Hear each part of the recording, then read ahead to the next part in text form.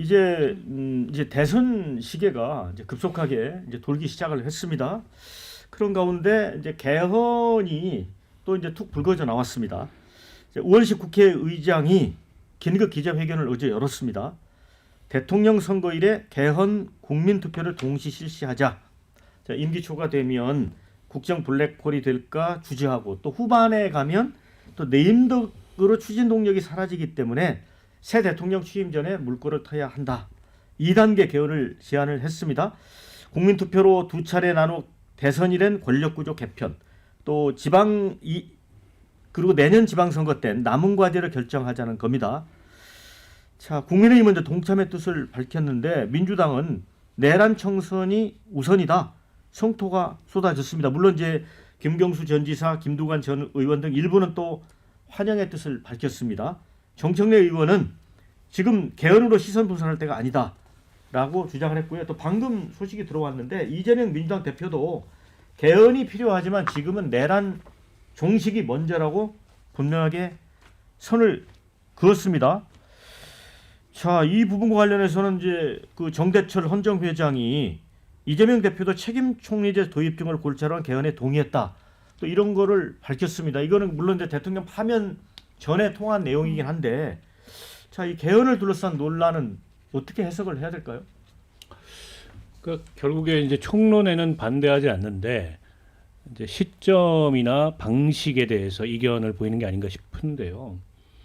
그러니까 우원식 의장의 문제의식은 역대 모든 정권에서 개헌이 늘 화두였습니다만 임기 초에는 이제 국정과제 수행에 차질이 될까봐 블랙홀이 될까봐 안 하고 임기 중반 넘어가면 힘이 빠지고 결과적으로 이게 반복됐던 거 아니냐.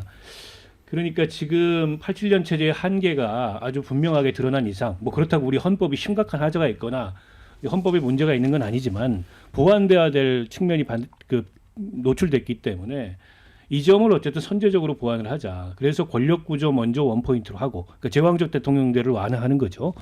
그리고 나서 내년 이제 그 지방선거 때 기본권 문제를 포함한 추가적인 개헌으로 이렇게 이원화해서 두 단계 개헌으로 하자. 요 제안인 것 같아요.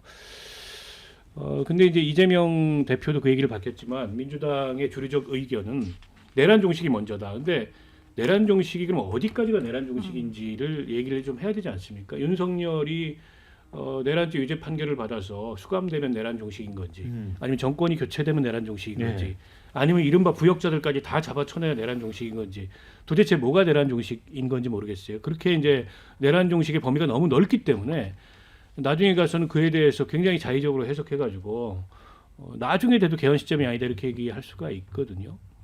그런데다 좀 과도하게 비난하는 것 같아요. 그러니까 사실 내란 종식의 결정적 역할을 우원식 의장이 했잖아요. 12월 3일 날 밤에 굉장히 침착하게 이제 개헌 그 해제 결의를 함으로써. 근데 뭐 정청래 의원 같은 사람은 국회의장 놀이하지 마라. 아니 국회의장이 국회의장 역할을 하는 거지 상임위원장이 그걸 어떻게 놀이라고 얘기할 수가 있습니까? 본인은 무슨 놀이를 하고 있는 건가요? 그러면은 제가 보기에는 너무 지금 민주당의 이제 정치 문화라는 게 그런 측면에서 거칠다. 그러니까 지도자로서 이재명 대표의 입장이 중요하고 또 이재명 대표의 판단이 중요하고 그거 알겠는데 다른 사람의 의견은 전부 입틀막 해야 되는 거냐. 그게 민주정당의 모습은 전 아닌 것 같고요. 충분히 전 논의할 가치가 있는 제안이었다고 봅니다. 네. 자, 김기현 의원님. 이제 한동훈 전 국민의힘 대표 같은 경우는 이렇게 이제 또 직격을 했습니다. 이재명 민주당은 호원 세력이다. 4년 중인 양원제 개헌하자. 이렇게 주장을 하고 있습니다. 그리고 사실은 대통령 차기 대통령 임기를 3년까지 줄이자 이런 주장까지 하고 있잖아요. 근데 이 부분은 이재명 대표가 얼마 전에 그 헌정회장하고 통화에서는 또 어떤 책임 총리제를 포함한 개헌도 하자고 했다가 또 이렇게 된 건 어떤 사정이 있다고 보세요? 글쎄요. 정말 내란이 지금도 진행되고 있기 때문에 그렇다고 순수하게 이해를 해야 되는 겁니까? 아니면 다른 계산이 있다고 보나요? 아니 대한민국이 지금 어쨌든 시끄럽긴 하지만 시스템이 작동하고 있잖아요. 예. 헌법재판이라고 하는 시스템이 작동했고 거기에 따라서 윤석열 전 대통령에 대해서 파면이라고 하는 법적 책임이 갔잖아요 보면. 네. 그리고 형사적으로 내란죄로 소추가 돼서 지금 재판을 받고 있는 사람이 10여 명 있잖아요 보면. 그 과정 자체가 지금 내란에 대한 어떤 책임을 묻는 그런 과정이고 내란 행위에 대해서는 이른 지금 12월 3일, 12월 4일 아침까지 해서 다 끝났던 거 아니에요 보면 거기에 대한 어떤 법적 절차적 지금 책임을 묻고 있는 거고 이걸 가지고 내란에 관련된 사람을 수사기관 외에 더 뭘 찾아내서 무슨 소탕을 하겠다라고 하는 것은 결국은 정치적인 동력을 삼아서 예. 한동안 민주당 위주로 민주당이 독재를 하겠다. 예. 12월 3일 날 물론 윤석열 대통령이 잘못한 건 맞아요. 예. 근데 그걸 빌미로 해서 민주당이 지금 이 거대 의석을 기반으로 해서 독재 정치, 공포 정치를 끌고 가겠다. 이렇게 저는 읽히고 있고요. 개헌과 관련해서는 사실 필요해요. 필요하고 지금 절대적으로 지금 해야 될 시기예요. 딱 하나 지금 시간적으로 이게 대선 날까지 가능할 것인지 이제 그 부분이 조금 의문이긴 하고 그 다음에 구체적인 어떤 국민의 동의를 얻는 프로세스가 완비되지 않다 보니까 조금 약하긴 한데 대체로 대한민국을 걱정하는 사람들은 개헌을 해야 된다고 하는 데 대해서는 동의가 돼 있는 것 같고 국회의장 산하의 여러 기구들이 개헌에 대해서 각각의 국회 회기별로 그러니까 저기 20대, 21대 뭐 쭉 해서 개헌에 대해서 정리를 해온 것들이 있어요 보면. 그래서 제가 볼 때는 대한민국 국가 지도자들이 지금 개헌에 대해서는 조금 촉박하더라도 최대한 할 수 있으면 해보는 게 좋을 것 같긴 해요 보면. 그리고 만에 하나 안 되더라도 그러면 사실은 새 대통령 취임 이후라도 계속해서 하는 것으로 국가적인 합의를 지금은 해야 될 시점이 아닌가 싶은 생각이에요. 그래서 지금 우원식 의장에 대해서 저런 식으로 극렬하게 비난을 하는 것이 맞는지 그건 아닌 것 같다라는 생각이고 두 번째는 이재명 대표께서 말이 180도 달라지는 것은 우리가 한두 번 경험하는 것이 아니기 때문에 그것 때문에라도 과연 저분이 지금 거대 의석을 이끄는 당의 대표인데 대통령 자질이 되느냐 안 되느냐에 대해서 지금 수없이 우리가 반문을 하고 있는 거 아니에요. 네. 그런 상황의 맥락 속에 있다고 봅니다. 네.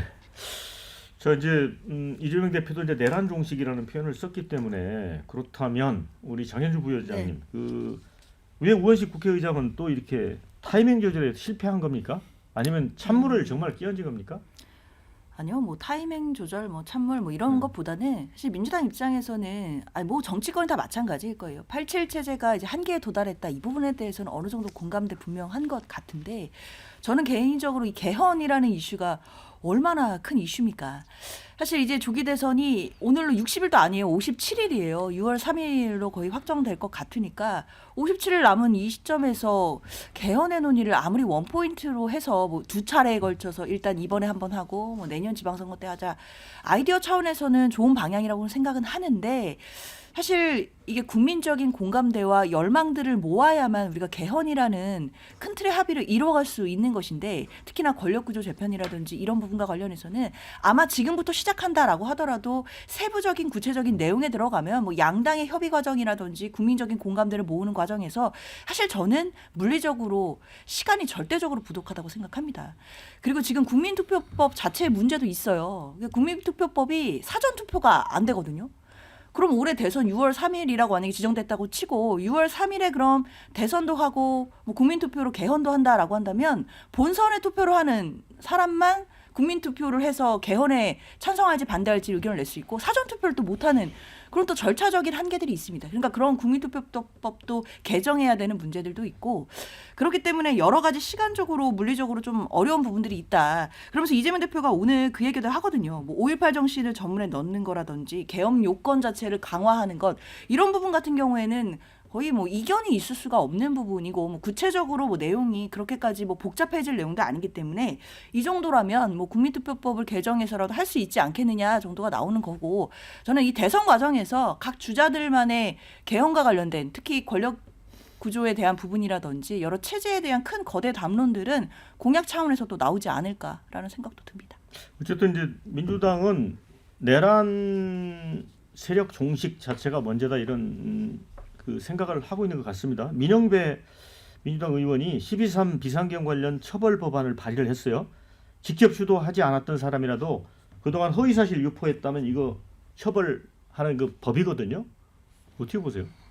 허위사실 유포라고 하니까 제가 오늘 개인적으로 경찰 조사를 해봤는데 민주당이 고발했습니다. 뭘로 고발했느냐?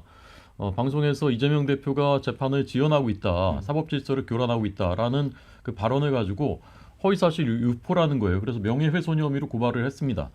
저는 이제 그런 그 단초를 보여주는 얘기라고 생각합니다. 자신들의 어떤 입장 또는 자신들의 이익에 반하면 뭐든지 다 고발하고 처벌하고 그렇게 갈 수 있다라는 얘기죠. 저는 민주당이 지금 얘기하는 내란 종식이라는 얘기는 이재명 집권과 그냥 그 이퀄이에요, 이퀄. 이재명 집권 그리고 완벽한 1인 체제를 국가에서도 만드는 것, 그게 내란 종식이죠. 이미 우리가 문재인 정부 때 봤습니다. 얼마나 많은 사람이 그때 초토화되다시피 보수 진영을 괴멸시키고 정적들 다 제거해 버리지 않았습니까? 그런데 그보다 아마 훨씬 더 강도 높은 일들을 벌이겠다라는 것을 공공연히 얘기하는 것이죠. 개헌에 대해서 저는 어제 이제 그런 생각이 들었는데, 우원식 의장께서 하신 어제 그 발표가 진짜 뜬금포이긴 했거든요. 갑자기 이게 뭐지?